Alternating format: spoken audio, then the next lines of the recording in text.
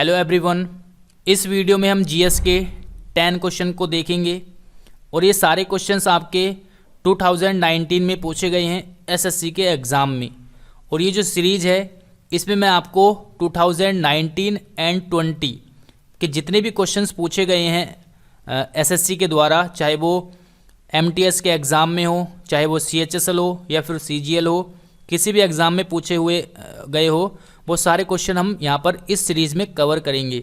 इसमें मैं आपको डेली 10 क्वेश्चन 10 मिनट में कराऊंगा और साथ में एक्स्ट्रा चीज़ें भी आपको बताता हुआ चलूँगा। ओके, तो ये आपके लिए बहुत ज़्यादा इम्पोर्टेंट है आपके आने वाले एग्ज़ाम्स के लिए, क्योंकि एसएससी में इसी तरह के क्वेश्चंस आपके पूछे जाते हैं। ठीक है, चाहे वो सीएचएसएल हो या फिर सीजीएल हो, एमटीएस हो, स्टेनो हो, कोई सा भी एग्ज़ाम हो, उसमें इसी तरह के आजकल क्वेश्चन जो है पूछे जाते हैं। तो चलिए स्टार्ट करते हैं। तो डेली आपको क्लास को देखना है, ये पहला डे है। ठीक है, इवनिंग में आपको मिलेगी डेली ये क्लासेस। तो इस तरीके से आपको डेली देखने हैं, 10 मिनट में आपके 10 क्वेश्चन प्लस एक्स्ट्रा आपको चीज़ें भी मिलती रहेगी। चलिए अब स्टार्ट करते हैं और देखते हैं पहला क्वेश्चन क्या है हमारे पास।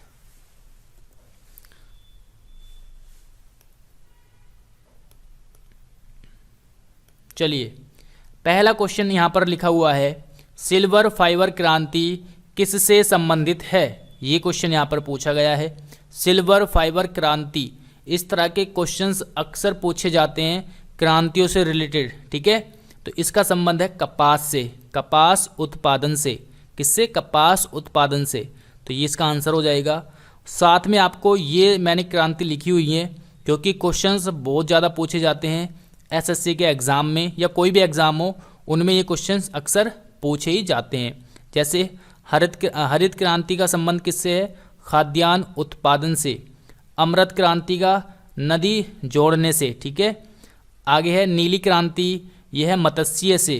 रजत क्रांति अंडे से, और ये कृष्ण क्रांति है आपकी बायोडीजल से।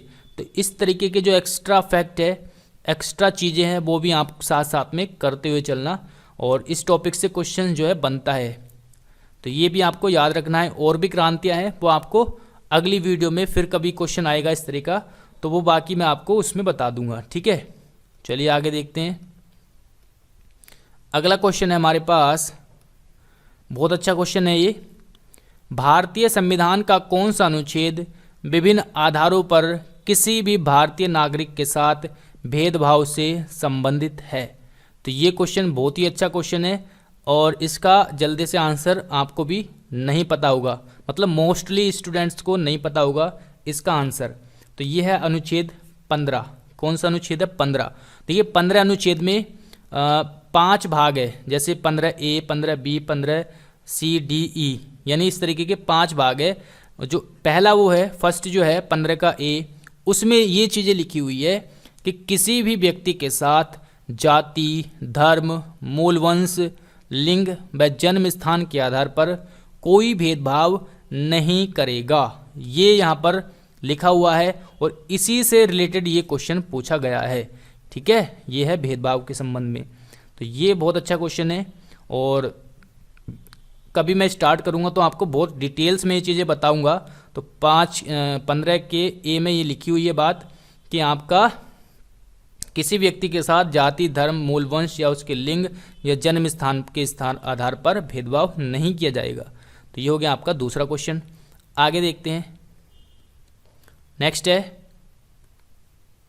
भारतीय मानक समय की गणना कहाँ के क्लॉक टावर से की जाती है। तो ये है मिर्ज़ापुर का क्लॉक टावर, जो कि उत्तर प्रदेश में है।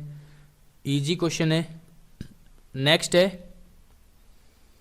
अगला क्वेश्चन है, वर्ष 2007 में यूटीआई बैंक का नाम बदलकर क्या रखा गया। तो ये रखा गया था एक्सिस बैंक। क्या रखा गया था? Axis bank. यूटीआई की फुल फॉर्म आपको पता होगी, यूनियन ट्रस्ट ऑफ इंडिया। ठीक है, और इसका नाम बदल दिया था 2007 में, और इसका नाम बदल के कर दिया था एक्सिस बैंक। क्या कर दिया था? एक्सिस बैंक, जिसकी स्थापना हुई थी 1993 में। कहाँ पर? अहमदाबाद में, और अभी इसका मुख्यालय है मुंबई में। तो ये चीज़ें आपको ध्यान रखनी है। चलिए आगे बढ़ते हैं। नेक्स्ट क्वेश्चन है, अगला है हमारे पास, किस पार्टी की सरकार ने 1978 ईस्वी में एक अन्य पिछड़ा वर्ग आयोग के गठन की घोषणा की? तो जनता पार्टी इसका आंसर रहेगा, ऑप्शन है ना, ठीक है। अगला क्वेश्चन देखते हैं। नेक्स्ट है, ब्लू जे यानी नीलकंठ या फिर इंडियन रोलर कितने भारतीय राज्यों का राज्य पक्षी है? तो ये आपको बताना है इसका आंसर। तो ये है 3 का। ये क्वेश्चन सारे एसएससी के एग्जाम में पूछे हुए हैं, 2019 में पूछे गए हैं, ठीक है। उड़ीसा, कर्नाटक और तेलंगाना 3 राज्यों का राज्य पक्षी है ये, ठीक है। तो ये आपको मैप में आपको पता होना चाहिए कि कौन सा स्टेट कहाँ पर है। जैसे ये है उड़ीसा, यहाँ पर दिख नहीं रहा, थोड़ा सा ब्लर आ रहा है, ये है उड़ीसा, ठीक है। और यहाँ पर है आपका तेलंगाना, और ये है आपका कर्नाटक, और ये छोटा सा आपका गोवा है, ठीक है। तो ये कर्नाटक है, ये तीनों स्टेट है, ठीक है। जैसे उड़ीसा की राजधानी आपको पता होगी भुवनेश्वर है, और यहाँ पर तेलंगाना की बात करें तो तेलंगाना की हो जाएगी हैदराबाद, और कर्नाटक की होगी आपकी बेंगलुरु। तो इस तरीके से आपको ये चीज़ें पता होनी चाहिए।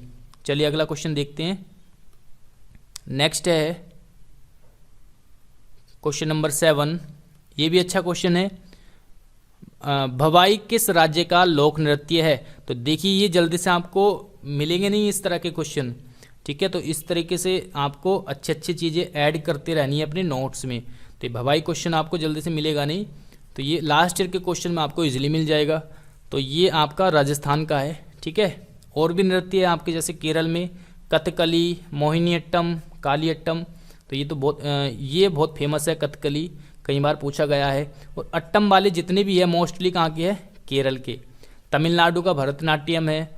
असम की बात करें तो बिहू है ना, और राउफ जो है जम्मू कश्मीर का है।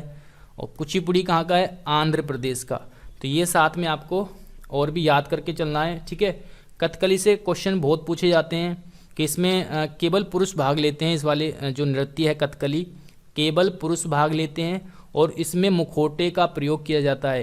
एक क्वेश्चन पूछा गया था कि मुखौटे का प्रयोग किस नृत्य में किया जाता है? तो इसका आंसर रहेगा कथकली, ठीक है। तो इस तरीके से आपको ये याद करने हैं। और एक क्वेश्चन ये पूछा जाता है कि गरीबों की कथकली किस नृत्य को कहा जाता है? तो ये कहा जाता है ओट्टन तुल्लन। किसको? ओट्टन तुल्लन, ठीक है। तो ये क्वेश्चन भी पूछा गया है, तो साथ में ये याद रखना है आपको। चलिए आगे बढ़ते हैं। अगला क्वेश्चन है हमारे पास, भारत में नीली क्रांति के जनक के रूप में जाना जाता है। तो हीरालाल चौधरी को नीली क्रांति के रूप में, ठीक है। तो नीली क्रांति का क्वेश्चन है ये। साथ में हरित क्रांति का आपको पता है, हरित क्रांति के जनक है एमएस स्वामीनाथन। भारत में हरित क्रांति के जनक किसको माना जाता है? एमएस स्वामीनाथन को। और एमएस की कभी कभी फुल फॉर्म भी पूछ लेता है, तो इनकी फुल फॉर्म है, पूरा नाम है मनकोम्बु संबा शिवम स्वामीनाथन। ये आपको याद रखना है। और विश्व में हरित क्रांति के जनक है नॉर्मन बोरलॉग, ठीक है। चलिए अगला क्वेश्चन है, नेक्स्ट है दिव्येंदु बरुआ किस खेल से संबंधित है? तो ये शतरंज से इस तरह का क्वेश्चन आता है ना।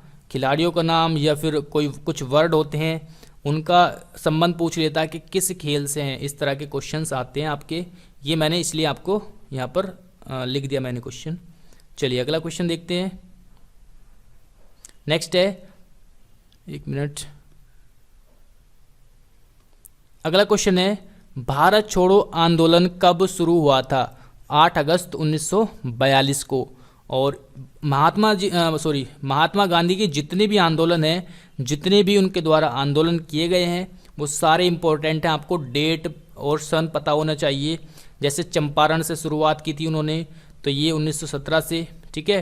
खेड़ा सत्याग्रह 1918, अहमदाबाद मिल मजदूर आंदोलन हुआ फिर ये 1918 में, खिलाफत आंदोलन 1920 में, असहयोग आंदोलन हुआ 1920 से शुरू हुआ था ये, ठीक है। और नमक आंदोलन, इसको सविनय अवज्ञा आंदोलन भी कहा गया, 1930 में।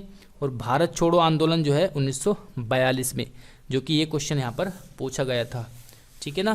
तो इस तरीके से आपको ये चीज़ें याद रखनी है, बहुत इम्पोर्टेंट है। आगे बढ़ते हैं।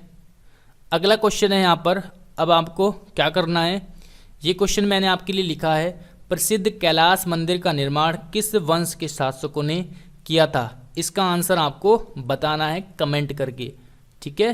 तो कमेंट करके आप इसका आंसर बताइए कि कैलाश मंदिर का निर्माण किस वंश के शासकों ने किया था, और उस शासक का नाम बताना है, वंश का नाम बताना है, और कैलाश मंदिर कहाँ पर स्थित है। ये 3 चीज़ आपको बतानी है, ठीक है। पहला वंश का नाम, दूसरा शासक का नाम, तीसरा हो गया आपको कि ये कहाँ पर स्थित है, ठीक है। तो 3 चीज़ें आपको कमेंट करके बतानी है। चलिए मिलते हैं अगली वीडियो में। Thanks for watching this video.